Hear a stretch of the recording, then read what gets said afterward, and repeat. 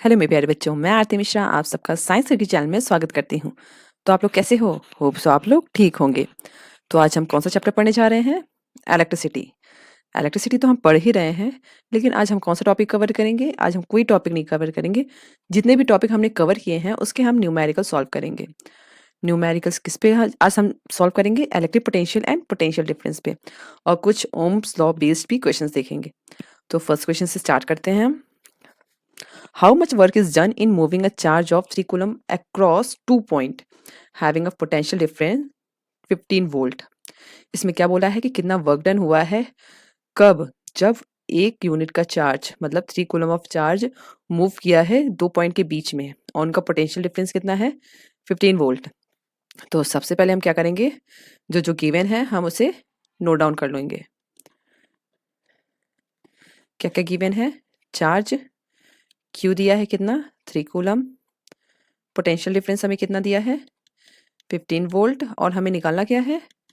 Work done. तो formula क्या होता है पोटेंशियल डिफरेंस का? W upon Q। बस इस पे वैल्यू सारी पुट कर दो। W हमारा एज इट इज रहेगा, Q हमारा 3 कूलम, और पोटेंशियल डिफरेंस हमें कितना दिया गया था? 15 वोल्ट। इसमें अभी चार्ज नहीं लिखेंगे हम, ओनली 3।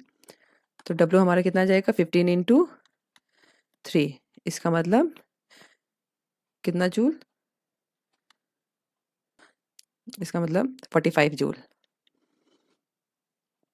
तो हमारा वर्क डन कितना निकला? 45 जूल का इसने काम किया था। कब?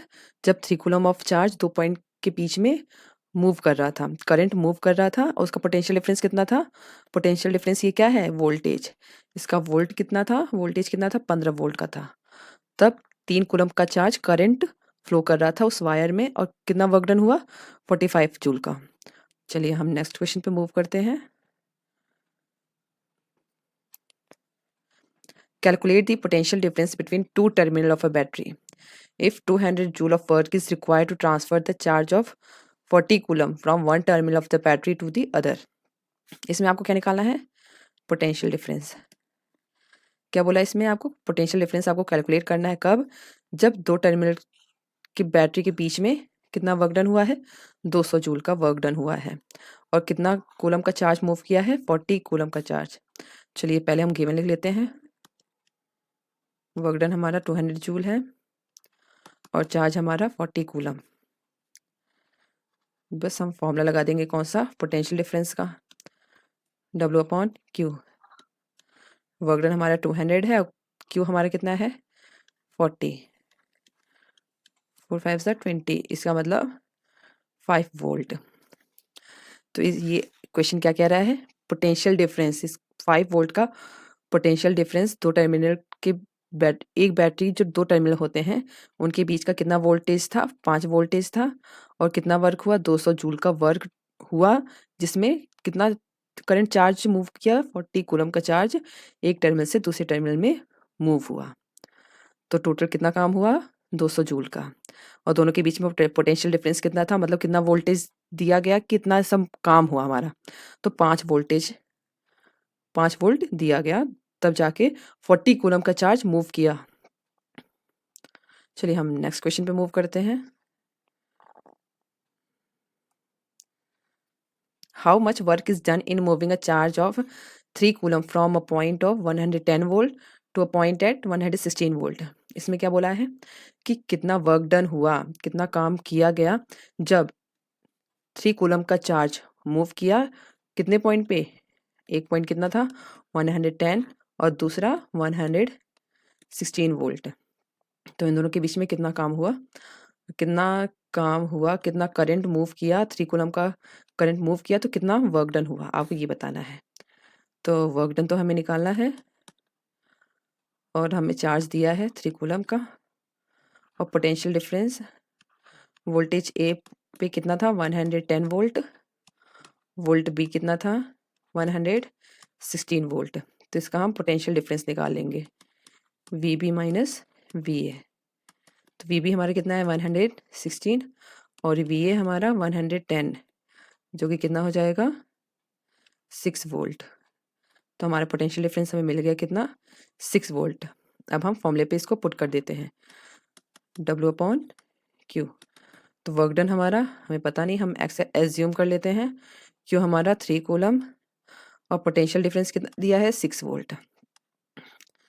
तो 3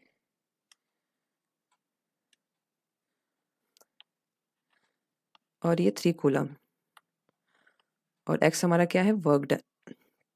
तो टोटल वर्क डन हमारा कितना निकलेगा 6 × 3, इसका मतलब 1, इसका मतलब 18 जूल हमारा वर्क डन हुआ।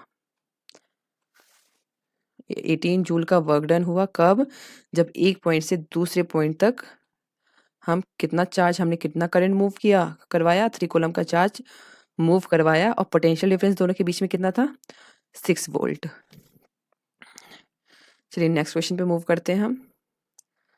अ लैंप ऑफ रेजिस्टेंस, ये सारे क्वेश्चंस किस पे बेस्ड हैं, ओम्स लॉ पे बेस्ड हैं। तो इसे एंड तक जरूर देखिएगा, ये आपके बोर्ड एग्जाम के लिए मोस्ट इंपॉर्टेंट है।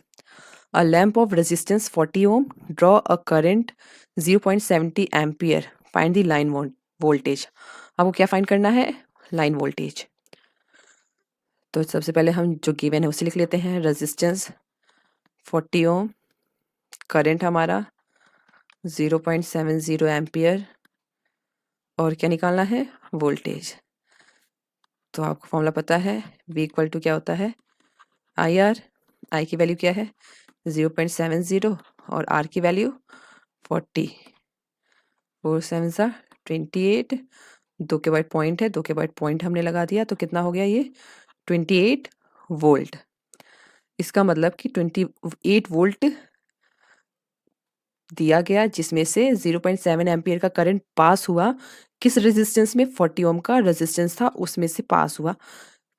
तो वोल्टेज हमें कितना देना पड़ेगा 28 वोल्ट। होप सो आपको ये समझ में आएगा क्वेश्चन। नेक्स्ट क्वेश्चन पे हम मूव करते हैं। अ बल्ब ऑफ रेजिस्टेंस 500 ओम, एक बल्ब का रेजिस्टेंस कितना है 500 ओम। चलो ठीक है लिख लिया हमने। इस कनेक्टेड टू 260 वोल्ट, मतलब कि 260 वोल्ट की बैटरी में वो कनेक्ट है। आपको क्या बताना है, करंट कितना फ्लो करेगा। चलिए पहले लिख लेते हैं हम कि वोल्ट कितना है 260 का वोल्ट है। आपको क्या फाइंड करना है, करंट। बस फॉर्मूले पे पुट कर दो, V equal to IR। Ohm's law का फॉर्मूला है, I हमारा क्या है कुछ नहीं, R हमारा क्या है 500, V क्या है 260 अपॉन 500। तो ये 0 कट गया, 13 और ये 25। अब इससे हम डिवाइड करेंगे तो कितना आएगा,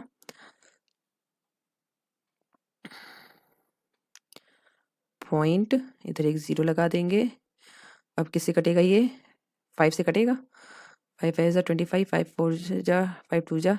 चलिए यहाँ हम काट के देखते हैं, 130 0.0 जब लगा दिया था और इसको 5 से काटते हैं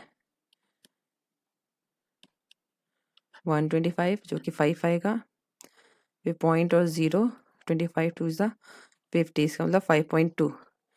तो इसका करंट कितना आएगा, I इक्वल टू 0.52 का एम्पियर।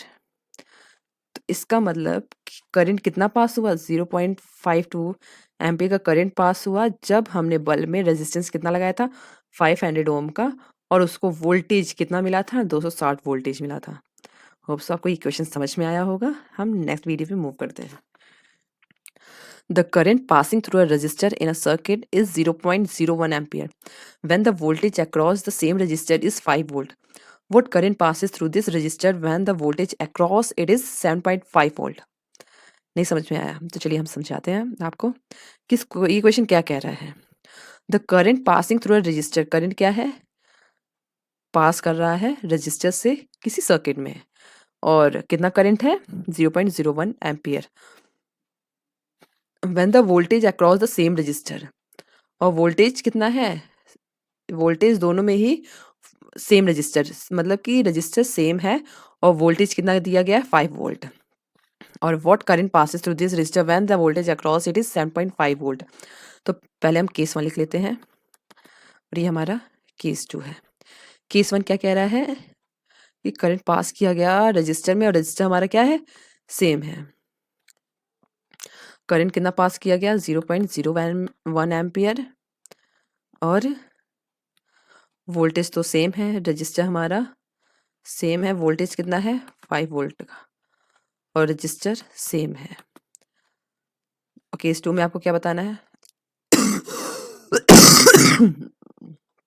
आपको फाइंड करना है करंट बताना है कब करंट पास हो रहा है उस रजिस्टर में, रजिस्टर तो सेम है, और अक्रॉस वोल्टेज इन्होंने कितना दिया उस टाइम, 7.5 वोल्ट का वोल्टेज दिया। तो सबसे पहले हम इसे सॉल्व कर लेते हैं।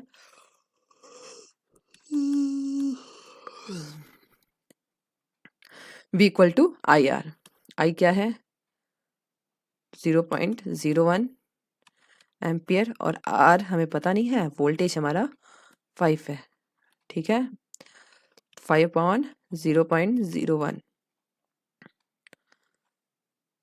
तो ये पॉइंट जब हटेगा तो ऊपर क्या जाएगा 500, तो इसका मतलब हमारा रेजिस्टेंस कितना है 500 ओम। चलो तो हमारा आर निकल गया।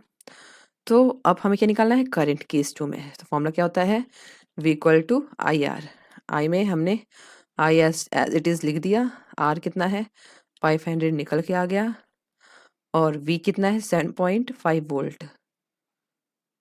अब बस इसे आप सॉल्व कर दो। आई हमारा करंट हमें निकालना है 7.5/500। इधर से एक पॉइंट हटाया, यहाँ भी एक पॉइंट हट गया, 75/50। फिर क्या करेंगे 5 10 जा नहीं चलो पहले 5 से काटते हैं 25, और ये 15, और ये 5 3 सा 15, और ये 5 5 से 25, इसका मतलब 3/5। क्या आंसर हमारा आएगा, करंट हमारा कितना निकलेगा इसमें, इसे सॉल्व करिए 0 पॉइंट, और ये 5 6 सा 30। अभी हम नेक्स्ट चैप्टर में और देखेंगे क्वेश्चंस, तो तब तक बने रहिएगा साइंस सर्किट के साथ। Thank you for watching.